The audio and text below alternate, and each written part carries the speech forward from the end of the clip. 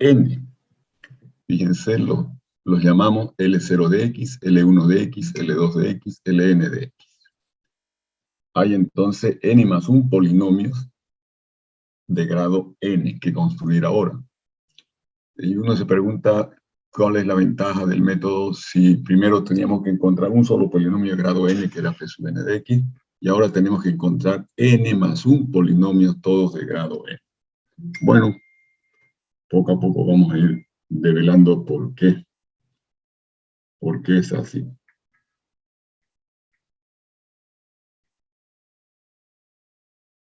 Bien. Observemos que cuando aplicamos nosotros a la expresión del polinomio en términos de los polinomios de interpolación de Lagrange, en esa interpolación de Lagrange se establece una combinación lineal de los n más 1 polinomios de Lagrange, donde los coeficientes de esa combinación lineal son los valores de f en el punto x0, valor de f en el punto x1, valor de f en el punto x2 y finalmente valor de f en el punto xn. Noten la concordancia entre el subíndice de f, que indica el punto de la tabla que está tomando el valor, y el L, que tiene como subíndice el mismo. F0 multiplica al L0 de x. Y ese subíndice va a marcar algo importante en cada uno de los polinomios de Lagrange, ¿no? L1, entonces el x1 juega un rol importante, L0, entonces el x0, L2, entonces el x2, Ln, entonces el xn va a jugar rol importante, ¿no? En cada uno de esos polinomios, el subíndice marca el punto x, respecto al cual vamos a tener que trabajar de alguna forma. Si observan ustedes, cuando reemplazamos en el polinomio x por x0 y luego le damos f0, tenemos nuestra primer expresión, en el cual, en el cual tendrá que ser el valor L0 de x0. Fíjense, ahí está la situación particular, ¿no?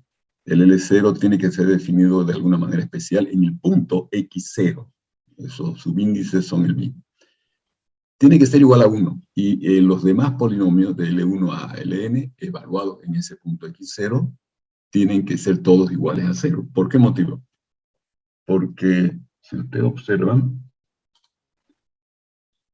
cuando todos los L, excepto L0, son iguales a 0, desaparecen los términos multiplicados por sus respectivos valores de f, ¿no? Y nos quedaría solo el término f0 por L0 de x. Entonces, como yo quiero que el polinomio en x0 sea igual a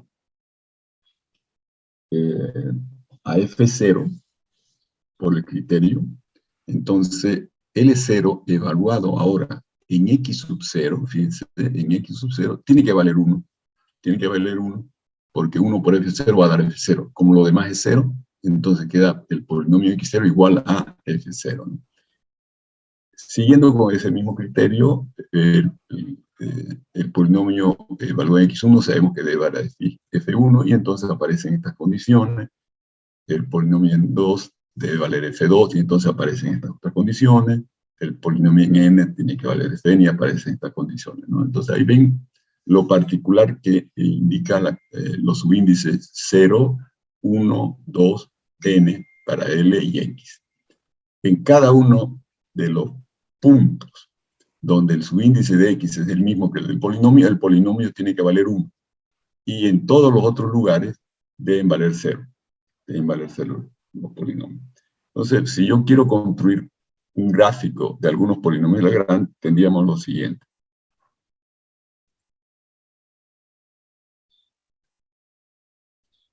Fíjense acá.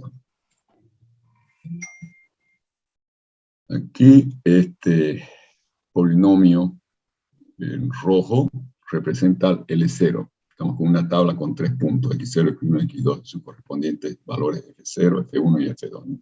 Entonces el rojo acá indica L0 de x. L0 de x.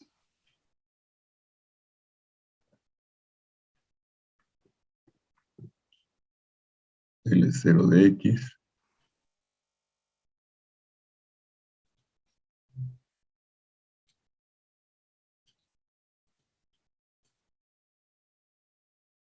Y fíjense, en X0, L0 vale 1, y en X1 vale 0, y en X2 vale 0. Eso es lo típico de este polinomio de L0, ¿no? Ahora veamos el azul. El azul corresponde a L1. Vamos a tener acá.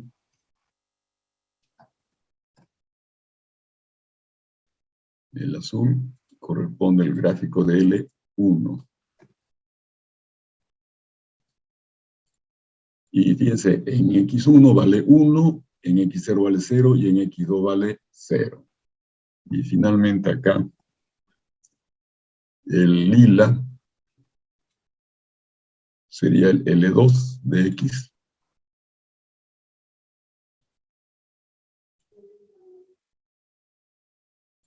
L2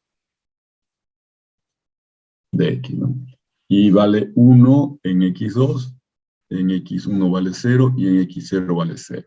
Entonces, cada uno de los polinomios de Lagrange va a tomar un valor 1 en un punto y 0 en los demás. Tomar valor 0 significa que esos puntos X son raíces de ese polinomio. Y entonces uno puede aplicar el teorema del factor para polinomio y escribir el polinomio de grado n como producto de n factores, x menos cada raíz. Entonces, de esa manera yo garantizo el cumplimiento de que valga 0 en los puntos que tiene que ser. Y luego vemos cómo hacer para que valga 1 en el punto donde los subíndices del polinomio y del valor x coinciden, ¿no? Entonces, volvamos al PDF. LI tiene que anularse en todos los puntos excepto en x sub i. Por lo tanto, se anula en x0, de modo que yo debo tener el factor x menos x0 en la expresión de ese polinomio, ¿no? Se anula en x1, debo tener el factor x menos x1. Se anula en x sub i menos 1, debo tener el factor x menos x sub i menos 1. No se anula en el punto xy, sino que más bien ahí debe valer 1. Por lo tanto, no puedo tener acá el factor x menos xy, los tengo que saltar. Paso al siguiente, x menos x sub i más 1, y así sucesivamente hasta llegar a x menos xy. Bien, ese sería el numerador de nuestra expresión de LI de x, que garantiza que ese polinomio se está anulando en todos los puntos, excepto en el x sub i. Y para que en x sub i, cuando yo reemplace x por x sub i, valga 1, lo que hago es copiar en denominador todo lo que está en el numerador y cambiar la variable x por el valor de x sub i. Y entonces, cuando yo reemplace x por x sub i, el numerador y el denominador coinciden y por lo tanto vale 1. Y listo. Esa es la fórmula del polinomio para cualquier L sub i, ¿no? Entonces aquí i varían de 0 a n. Esta es nuestra fórmula. Y obviamente, entonces es muy fácil construir esto n más un polinomio, porque es solo aplicar la fórmula, ¿no? Es solo aplicar la fórmula. Bien. Vamos a ver un ejemplo acá. Tenemos una tablita, el ejemplo lo teníamos en el PDF, aquí está. Vamos a ubicarnos bien.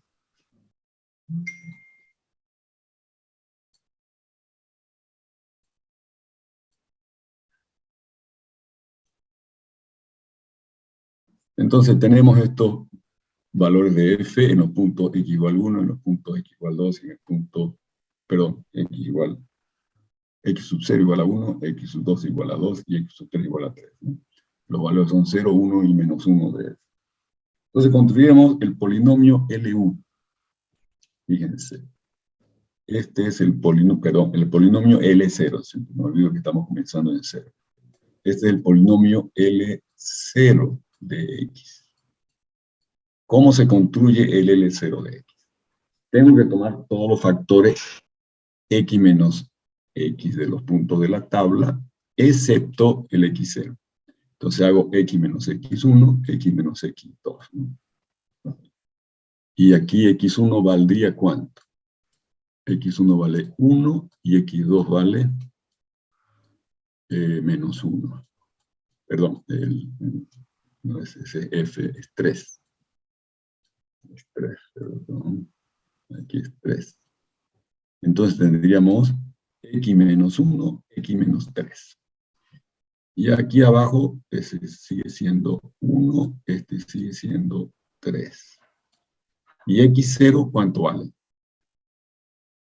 0. X0 vale 0. Entonces ahí está construido el polinomio de interpolación, ¿no? Lo vamos a hacer, para no agarrar encima eso, vamos a hacerlo acá. P2 de x será igual a x menos x1, que es 1, pues 2, perdón. 2 por x menos x2, que es 3. X menos 3. Sobre estos mismos factores, aquí tenemos menos 3, aquí tenemos menos 2, y en lugar de x colocamos el valor de x0. El valor de x0 es 1. 1 y 1. Ese es L1. Este es L0 de x. Este es L0 de x. Y en la interpolación de Lagrange, L0 de x está multiplicado por f evaluado en x0, que es 0. Bien.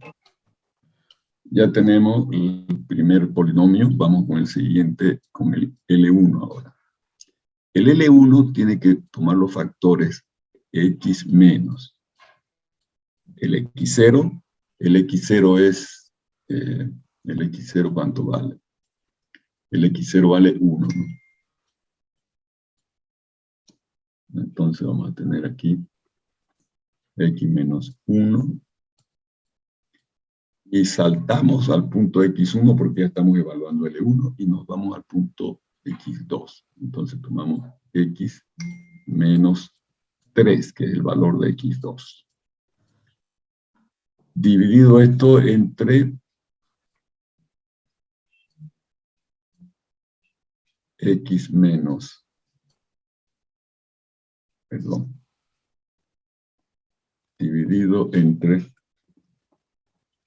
los mismos factores acá, donde vamos a cambiar el x solamente, ¿no? Entonces que tenemos menos 1 y menos 3. Y x se cambia por el x1, 2. 2 menos 1, 2 menos 3. Ese es L2 de x. Este es L1 de x. L1 de x. Y está multiplicado por el valor de F1, que es 1. Bien. Vamos a continuar. Más. Ahora veamos el último punto de la tabla. Tenemos que tomar los x menos x0, que sería x menos 1, multiplicado por x menos 2, x menos 2,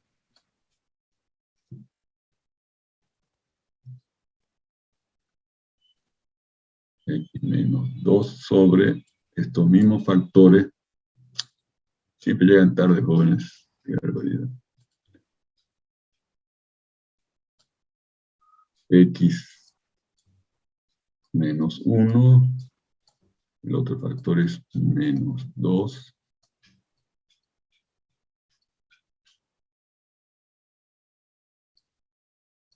Bien, y el x lo cambiamos por el x2, que es 3. Entonces va a ser 3 menos 1 y 3 menos 2. Y eso estaría multiplicado acá,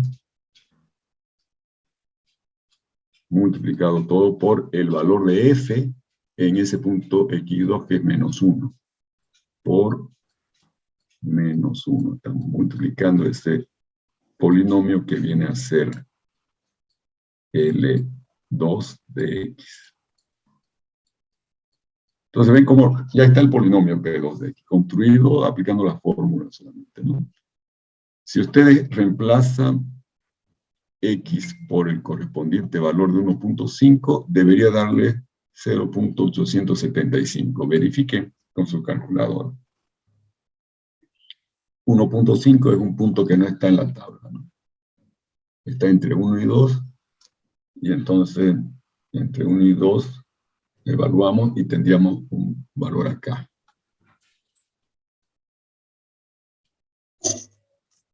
Esa es una de las aplicaciones de la interpolación polinomial, ¿no? Evaluar en puntos intermedios de la tabla que no se encuentran en la tabla los valores de la función de manera aproximada, ¿no?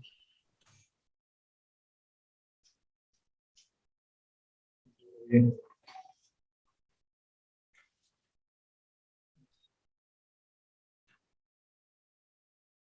Le verifica, bueno, demora un poco porque es largo la evaluación. Son varias operaciones que hay que hacer en la parte de evaluación, ¿no?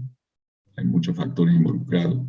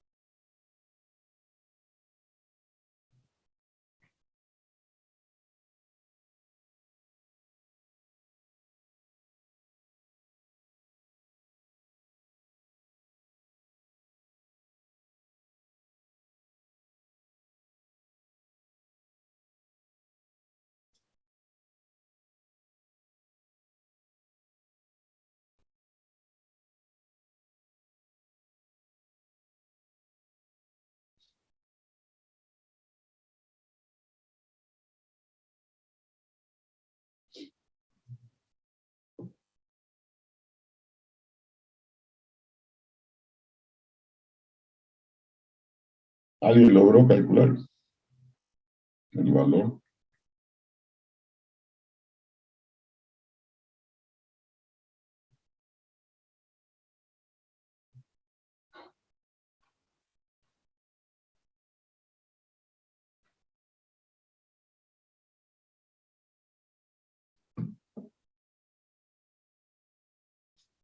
Bien, se lo dejo entonces ya como tarea terminar este problema, hacer la evaluación correspondiente y verificar si realmente da el 0.875 ahí.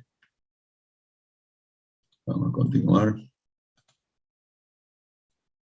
Bien, tiene que dar el mismo valor que el método directo. Aquí está construido el polinomio por el método directo, y aquí obviamente por el método directo, si bien calcular los coeficientes del polinomio da trabajo porque hay que resolver el sistema de ecuaciones lineales, la expresión del polinomio es muy fácil de evaluar. Aquí podemos evaluar nosotros con mucha más facilidad. Y como no cambia el polinomio, el mismo polinomio de interpolación, solo cambia la manera en que escribe, entonces el polinomio de interpolación de Lagrange es lo mismo que el del método directo, ¿no? El segundo grado, solo que está escrito de manera más larga por la fórmula que tenemos, ya que cada polinomio L de Lagrange es un polinomio de grado n. Entonces da trabajito el cálculo de ese polinomio a la hora de evaluar, no para calcularlo al polinomio mismo, sino a la hora de evaluar el polinomio, porque tenemos que evaluar n más un polinomio de grado n, todos ellos. Esa es su pequeña desventaja que tiene Lagrange, cuando ya tenemos que hacer la evaluación del polinomio, ¿no? Entonces, pensando en mejorar la situación, vamos a continuar con interpolación de Newton.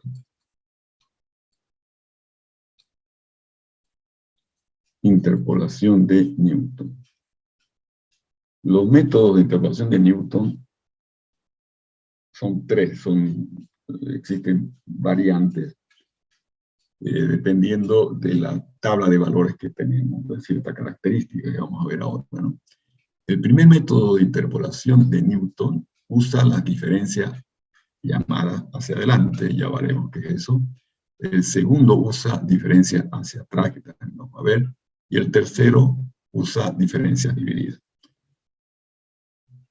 Vamos a ir tomando cuenta acá, tomando nota más bien, de que los dos primeros casos, las dos alternativas, construir el polinomio de interpolación de Newton con diferencia hacia adelante y con diferencia hacia atrás, solo será posible, esto solo será posible si los puntos X del dominio, X sub I, están igualmente espaciados. Igualmente espaciados.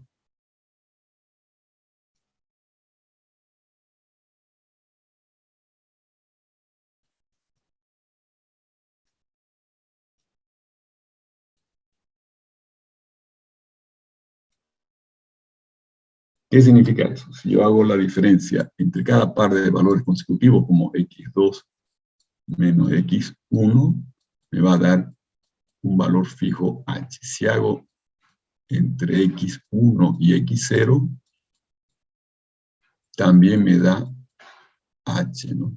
Entonces, 1. x1 menos x0 debe dar h. Si continuamos, x3 menos x2, siempre diferencia entre valores consecutivos, valor mayor menos valor menor, va a dar h fijo. Y finalmente, xn menos xn menos 1 también daría h. Eso significa puntos igualmente espaciados. Si los x de la tabla cumple con esta condición, entonces yo puedo aplicar el método 1 y el método 2. Si no cumple, no puede. Bien. Dicho eso, entonces, vamos a continuar. Necesitamos conocer primero, para ver los métodos de interpolación de Newton, qué son las diferencias hacia adelante, diferencias hacia atrás y diferencias divididas. Entonces, estas diferencias tienen que ver con los valores de f, por lo menos las diferencias hacia adelante y hacia atrás, solo con los valores de f. Y se definen de manera recursiva mediante esta expresión. Diferencia de primer orden, o simplemente diferencia en el punto I de f, va a ser el valor, en diferencia hacia adelante estamos definiendo, va a ser el valor de f en el punto de adelante al I menos el valor en la posición I.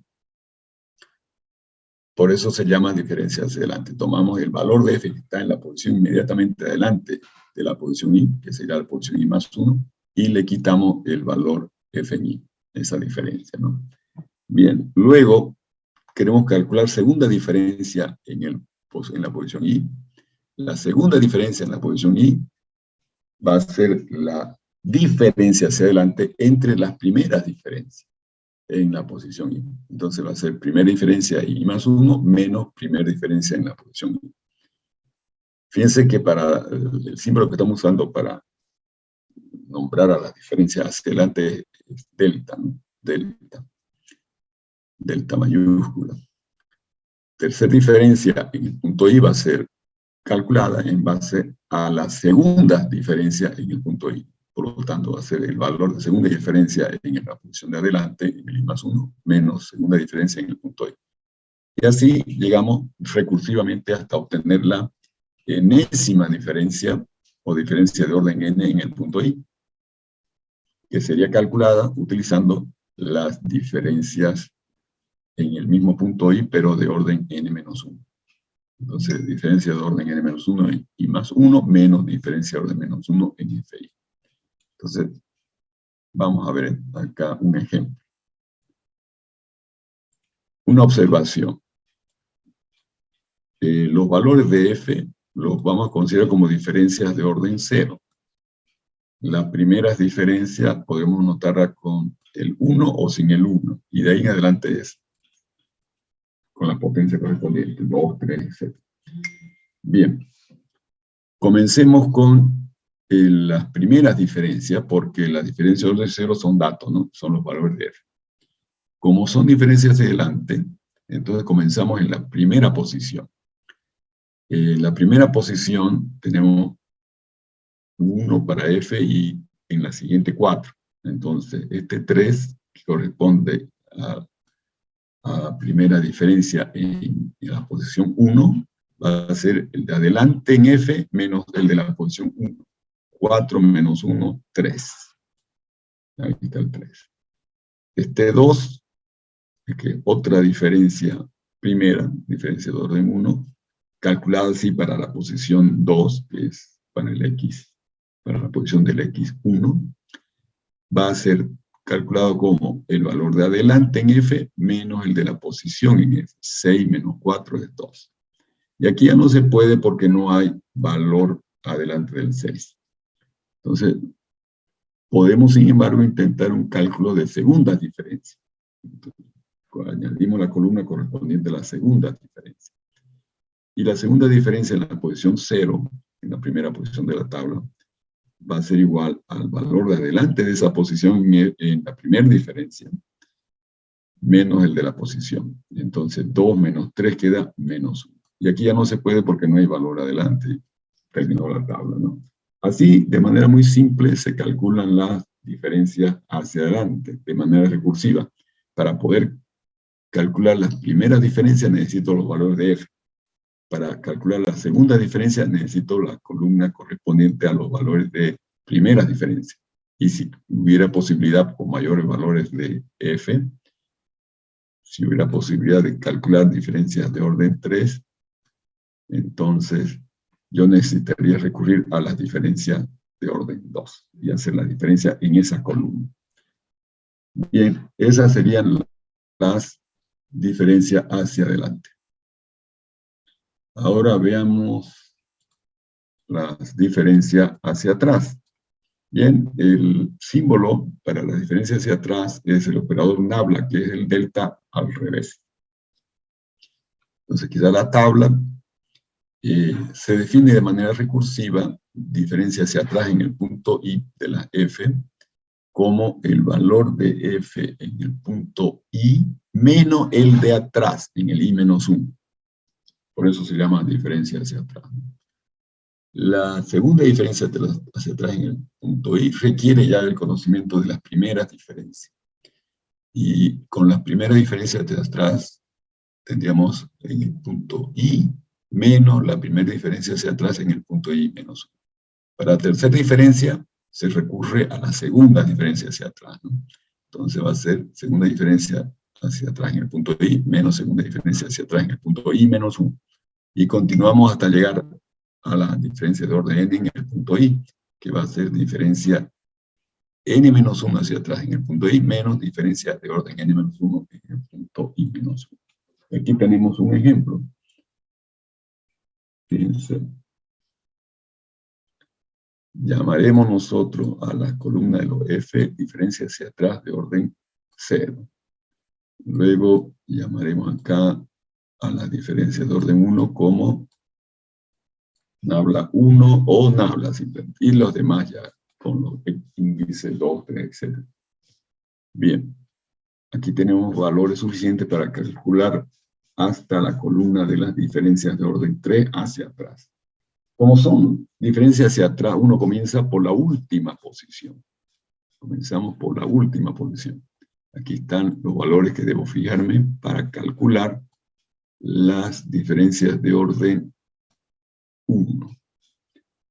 Entonces, en esta posición, el valor de f en la posición es 5 y el de atrás es 3. Entonces, 5 menos 3 da 2. En esta otra posición, inmediatamente hacia atrás, retrocediendo una posición, tenemos en la posición que sería la tercera posición de la tabla, el valor de f es 3 y en la anterior es 2. Entonces aquí va a ser 3 menos 2, 1. Y aquí, continuando con eso, tenemos en la posición donde vamos a calcular este 2, tenemos el valor de f2 y en la posición de atrás 0. Entonces 2 menos 0, 2. Y ahí terminamos el cálculo de la columna de la diferencia de orden 1 hacia atrás, ¿no? Entonces ahora, conocidas las diferencias de orden 1 en esta columna, yo la uso para calcular las diferencias de orden 2.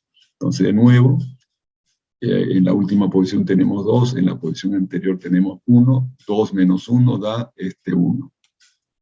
En la posición anterior acá tenemos primera diferencia igual a 1, segunda, primera diferencia igual a 2 en la posición de atrás, entonces 1 menos 2 da menos 1.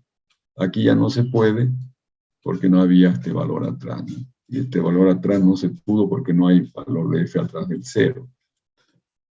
Entonces aquí ya no se puede más nada, pero sí podemos calcular un último valor de la tercera diferencia. Entonces en la última posición el valor en segunda diferencia es 1 y el valor anterior es menos 1. 1 menos menos 1 da el 12. Y ahí están calculadas las diferencias de orden 3 hacia atrás. No sé si alguien tiene alguna duda de cómo se calcularían esas diferencias, tanto hacia adelante como hacia atrás. Si tiene alguna duda, puede preguntar en este momento. No hay duda, perfecto. Entonces viene la diferencia más complicadita, que es la diferencia dividida.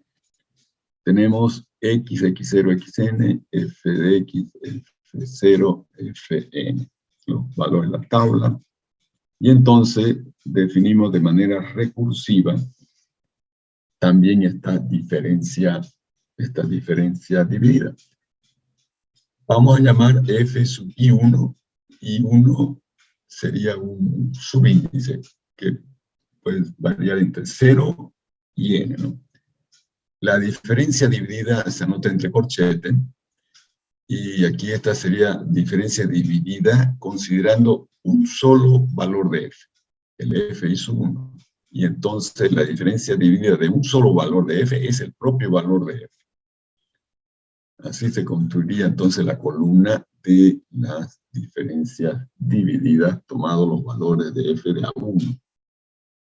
Entonces al final coincidiría esa columna con la columna de los f más directamente. Ahora, tomando de a 2 consecutivos, FI1, FI2, yo digo consecutivo porque de esa manera vamos a trabajar, pero en realidad en general estas diferencias que podrían ser no consecutivos estos dos valores, ¿no? Por eso colocamos los subíndices I1 y 2.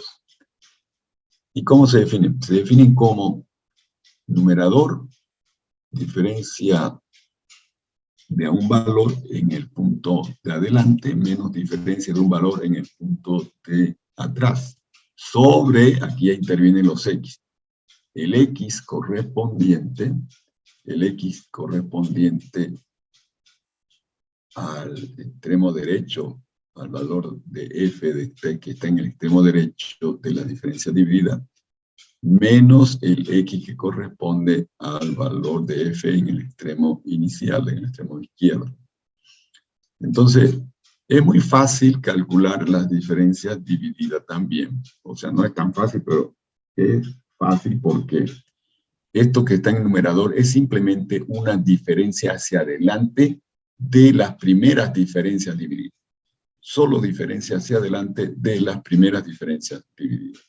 ¿Ya? Y el denominador es la diferencia de los x extremos, del f de la derecha menos del f de la izquierda. De esa manera se calculan las diferencias de A2. Una vez tenemos la columna de las diferencias divididas de A2, podemos partir para calcular en base a ella las diferencias divididas tomando los valores de A3, f sub 1, f sub 2, f sub 3. Esto va a ser diferencia hacia adelante de los valores de A2 en la posición que están indicadas acá, menos diferencias hacia adelante en los valores anteriores. Entonces también acá el numerador respecto a la columna de las diferencias de A2 es una simple diferencia hacia adelante. Y el denominador otra vez va a ser la diferencia de los x extremos, ¿no?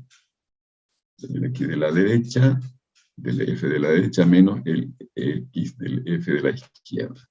Y así continuamos hasta llegar a la diferencia dividida considerando k términos, el fi1, el fi2, hasta llegar a la fi sub k. Entonces, recurriendo a las diferencias de k-1 valores, quitamos aquí el primero y construimos diferencias con k-1 valores de los que quedan de f. Y luego quitamos el último y construimos diferencia de los que quedan. Fíjense, y 1 y 2 hasta ahí k-1, de los restantes que quedaron después de quitar el último. Y eso corresponde a una simple diferencia hacia adelante. Este numerador es una simple diferencia hacia adelante de los valores que están en la columna anterior, que serían las diferencias divididas considerando hasta el k-1 valor, hasta el i sub k-1. Y el denominador, como antes, eso no cambia, va a ser el x del último valor de f y el x correspondiente al f primer valor. Bien. Así se definen las diferencias divididas. Ya nos queda menos de un minuto. Y aquí ustedes veanlo, el PDF esta es la manera en que vamos a organizar nuestra tabla. Así vamos a considerarlas, así llenaremos las diferencias. ¿Ya? Sería bueno que lo copien esto o lo imprimen en esta página del PDF para que tengan cómo se van a organizar los valores de diferencia, de las diferencias divididas. Y acá está el primer ejercicio. Me gustaría que, siguiendo este esquema y con la definición que tenemos, ustedes puedan ejecutar y pueden llegar a estos valores. La próxima clase vamos a verlo con más detalle. Ya no nos queda mucho tiempo. No sé si alguien tiene alguna duda sobre nuestras definiciones de diferencias divididas, antes que se agote el tiempo.